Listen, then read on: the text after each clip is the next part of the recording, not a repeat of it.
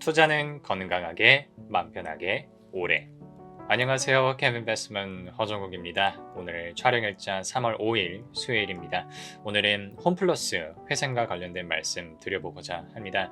사실 개인적으로는 마음이 되게 안타깝습니다. 홈플러스가 우리나라가 아무리 지금 대형마트 업황이 좋지 않다고 하더라도 어쨌든 역사가 그리고 꽤 된 기업이고 많은 분들이 애용하시는 그런 마트일 텐데 그런 기업이 회생 절차에 들어간다는, 그러니까 부도를 좀 준비하고 있는 거죠. 회생 절차에 들어간다는 소식을 보면서 개인적으로 조금 안타까운 감정이 들었는데, 제가 이 뉴스가 뜨자마자 바로 있었던 오프라인 강의들에서는 수강생분들과 이걸 좀 같이 분석을 해봤어요. 분석을 해보면서 재무제표 관점에서 여러분들이 꼭 가져가셔야 되겠다고 생각하는 지점이 있어서 들고 왔습니다. 홈플러스 자체가 비상장 기업이라고 하더라도요, 이 비슷한 이슈들이 상장된 기업들에서는 얼마든지 생길 수 있기 때문에 여러분들이 한번 가져가시면 좋겠습니다. 화면으로 가시죠. 네, 홈플러스 기업 회생 절차 신청, 근데 영업은 정상 운영한다, 뭐 이렇게 되어 있었는데요. 바로 이제 감사보고서가 되게 특이하게 2월달 결산 기준으로 해서 감사보고서가 나왔어요. 그래서 따끈따끈한 감사보고서에서 재무제표 들어가가지고 재무상태표를 보니까요, 일단 회생이라고 하니까 갚을 돈을 못 갚았다는 얘기입니다. 그래서 보면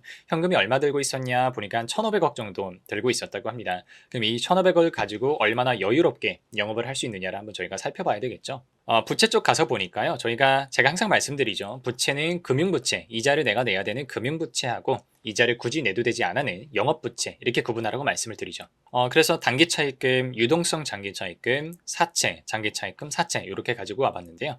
이렇게 두 개 합쳐서 뭐 대략 한 1조라고 치고요. 그리고 여기에 3천억이는 게 1조 3천억, 그리고 요거는 뭐 좀 딸이니까 그냥 냅두겠습니다. 합쳐서 뭐 한 대충 1,000억 정도 돼서 전체 한 1조 4천억 정도예요. 그래서 지금 시장에 나오고 있는 뉴스들이 뭐냐면 금융권이 홈플러스에 대한 익스포저가 뭐 1조 3조를 조금 웃돈다, 뭐 이렇게 나와 있는데, 이게 여기까지만 딱 분석을 하시게 되면은, 그래, 홈플러스가 자기네들이 갚아야 되는 금융부채 1조 3천억에서 4천억 정도 되는 못 갚아서 이렇게 뉴스가 나왔나 보다 까지 그냥 여러분들이 오해를 하실 수도 있는데, 방금 보여드린 부채 자료에서 여러분들이 되게 놓치실 만한 이슈가 하나가 있습니다. 여기 보시면 기타 유동 금융부채라고 해서 한 4,500억 정도가 있어요.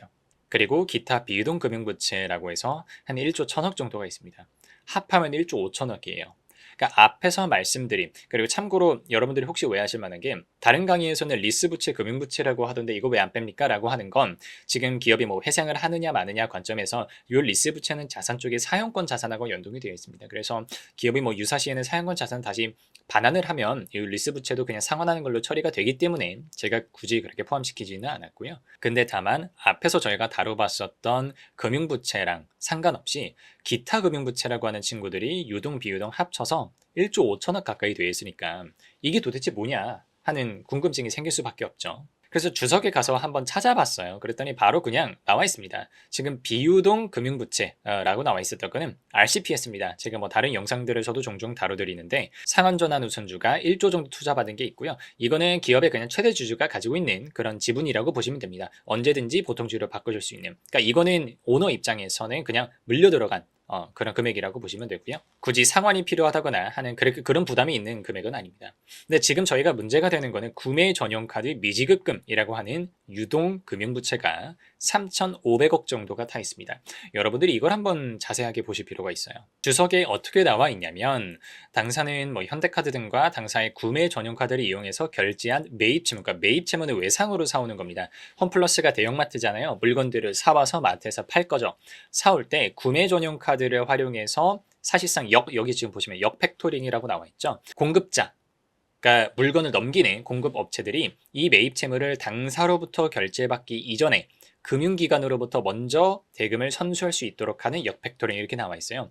그러니까 중간에 금융기관이 하나가 끼는 겁니다. 지금 홈플러스에 납품하는 공급업체들은 돈을 빠르게 받아가야 되니까 중간에 카드사 같은 애들이 껴가지고 먼저 결제를 해주고요. 홈플러스는 나중에 현대카드, 여기 지금 보시면 현대카드에 갚아주는 그런 구조가 되는 겁니다. 그래서 결제한 금액 중 실질 만기가 연장된 금액은 3,500억에 달한다라고 나와 있어요. 이게 앞에서 보여드렸던 구매 전용 카드에 대한 미지급금입니다. 이것도 사실상 금융부채를 보셔야 돼요. 왜? 현대카드한테 빌렸잖아요. 카드사한테 빌렸단 말이죠. 그래서 밑에 써 있어요. 약정 이자율 7.9%, 굉장히 비쌉니다. 그래서 여러분들이 현 플러스를 정말 제대로 분석을 하고 싶다라고 하면은 기타 좀 복잡하긴 해요. 그래서 그렇게 친절한 재무제표는 아닙니다. 근데 기타 금융부채에 나와 있는 미지급금에 대한 것도 사실상 금융기관에 대해서 갚아줘야 되는 그런 부채다 하고 이해를 해주셔야 되고요. 이렇게 되면은 토탈 금액을 치면 거의 1조 6천억에 달하는 넘겠죠. 1조 7천억에 달하는 그런 금액들이 사실상 이 회사의 금융부채다라고 보시면 되고, 뉴스에 나오는 것보다 훨씬 더 심각한 수준의 부채가 되지 않을까, 이런 개인적으로 이런 생각들을 해봅니다. 이 회사에 대해서 제가 건드리고 싶었던 게 하나가 더 있었습니다. 지금 손익계산서를 혹시 여러분들이 기회가 되셔서 찾아보시면 손익계산서상에서는 뭐 1,000억, 2,000억 단위의 그런 적자가 나고 있어요. 뭐 어려운 기업이니까요. 근데 현금 흐름표를 보고 저한테 질문을 주신 분이 한 분 계셨어요. 그래서 강사님, 영업이익이 어려움에도 불구하고 현금 흐름이 괜찮으면 좋게 볼 수 있다고 하지 않으셨습니까? 라고 말씀을 주시더라고요. 맞아요. 일반적으로 저희가 제조업에 대해서 분석을 할 때 말씀해 주신 그 분석이 되게 맞는데, 그리고 너무 좋은 포인트였어요. 근데 이 기업 같은 경우는 그 관점을 가지고 바라보면 조금 오해하실 수 있겠더라고요. 그래서 보면 영업에서 창출된 현금은, 그러니까 영업 활동을 통해서 실제로 캐시 제너레이션을 한 걸 보면 1조 5천억의 플러스 값이 떠 있습니다.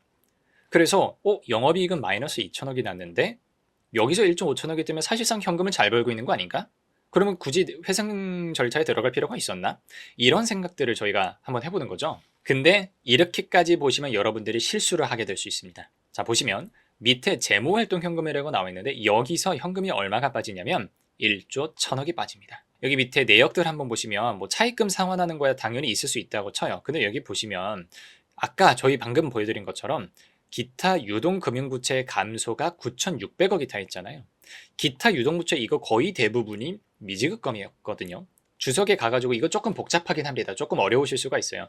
주석에 가서 영업활동 현금 흐름이 어떻게 이렇게 계산이 되느냐 하는 거를 보니까 여기 미지급금이 증가거든요.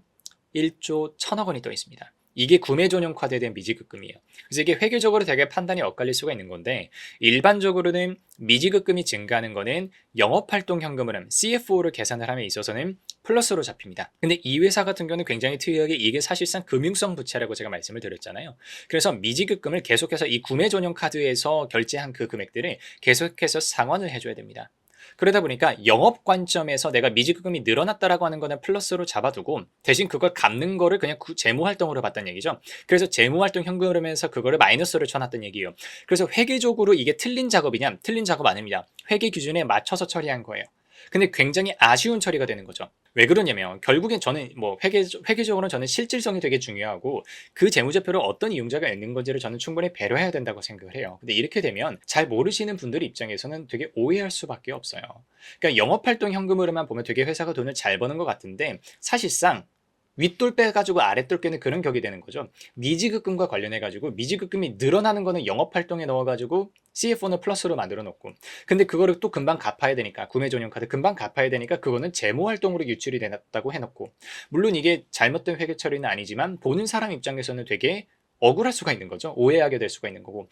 그래서 사실상 앞에서 보여드린 영업활동 현금 흐름 1조 1천억이었나요? 그 정도 금액에서 재무활동 현금으로 유출된 금액 똑같이 1조 1천억이었거든요. 그래서 사실상 회사는 현금을 못 벌고 있는 기업이었다고 우리가 이해를 해야 되는 거죠. 근데 많은 분들이 영업활동 현금 흐름까지만 보고, 물론 현금 흐름표를 안 보시는 분들도 너무 많지만 보시는 분들도 귀찮은 것도 있고 좀 어려운 것도 있고 하다 보니까 영업활동 현금 흐름까지만 보고 투자활동 현금 흐름으로 인한 유출이라든가 재무활동 현금 흐름으로 인한 유출이라든가 이런 것들을 잘 신경 쓰지 않으시는 경우가 많아서 딱 속기 좋은 그런 재무제표였다. 굉장히 아쉬웠다. 이렇게 말씀드릴 수 있겠습니다. 물론 제가 이 회사의 회계 처리에 대해서 반박하거나 그러는 건 아니에요. 말씀드렸던 것처럼 분명히 회계 기준에 맞춰서 처리를 한 거여가지고 제가 굳이 뭐라 할 것까지는 아닌데 읽으시는 분들 입장에서 좀 오해하실 수 있었겠다라는 생각이 들고, 이런 형태의 기업 그리고 이런 회계 처리라든가 이런 식으로 부도 처리가 된다거나 회생 절차에 들어가는 그런 기업들이 상장 회사 중에서 없으리라는 보장이 없어요. 그래서 여러분들이 이번 기회를 통해서